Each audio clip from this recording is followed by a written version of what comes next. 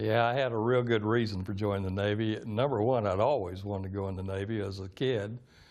And then one day I got in an argument with my mother, and I thought, well, I'll just show her, I'll go join the Navy. If she was still alive today, she would still be laughing because the joke was on me, not her. I went to boot camp in San Diego. From San Diego, I was stationed aboard the USS Buck DD 761. It was, at that time, it was stationed in Long Beach. It was going through an overhaul, and they were adding the DASH program, which is a drone anti-submarine helicopter that they were putting on. Well, as a matter of fact, I think we're the only ship that ever wound up getting it. I think that's true. Spent about a year there. So considered that shore duty. After that, we spent the rest of my time at sea. We were stationed out of San Diego, which is the port we run out of all the time. I ran up and down the West Coast as far as Seattle. We went to Seattle during the World's Fair, having the only DASH system in the fleet. We got to tie up at all the #1 piers, which was sometimes be right. They always considered Broadway piers. So you could walk right into town. I mean, we felt like we were the elite for some reason. Anyway, made 2 trips to Vietnam in 1963 and again in 1965. A couple of things that happened during those cruises as far as outstanding is when we were coming back in 1963. We were about 2 days out of San Diego, and all of a sudden we come to a dead halt, and nobody knew what was going on. And the captain passed the word that President Kennedy had been assassinated. So then we all thought we were fixing to go to war with Russia because we just knew that's who killed the president. Finally, we got the word to come on into San Diego.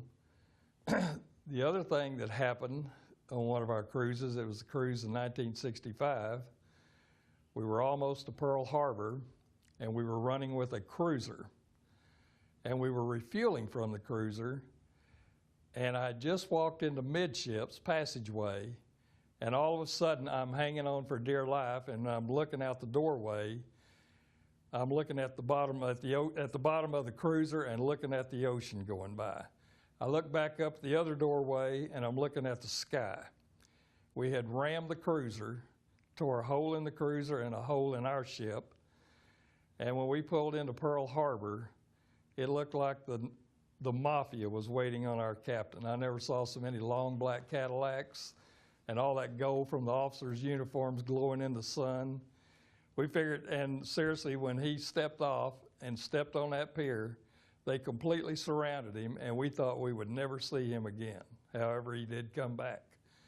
That was in 1965. Our captain we had on our first cruise was an excellent captain. I mean, this guy, we got efficiency on everything we did.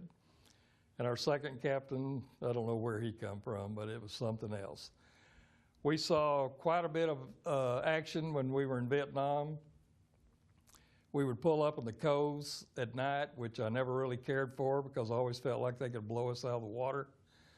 And we would fire support, we would fire star shell, and then we would fire live rounds once we got our directions on where to fire. There's 3 people who can see out of a gun. I was in the forward gun mount. That was my GQ station.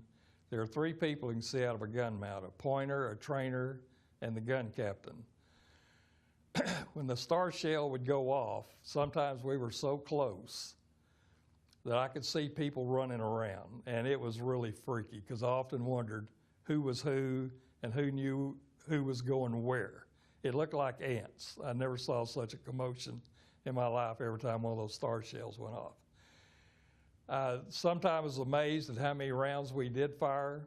These were 5-inch 38 projectiles.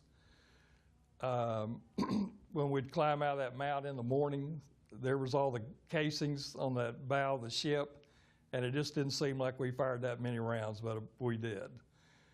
And we stopped a bunch of, actually they were fishing boats, little fishing boats, and then we would call all the ships when they were overseas, along the Vietnam coast had a Vietnamese officer aboard for interpreter. And he would yell commands at these fishing boats, and every now and then one would pull away from us, and when they did, he would run up on the signal bridge and cock that .50 caliber we had mounted up there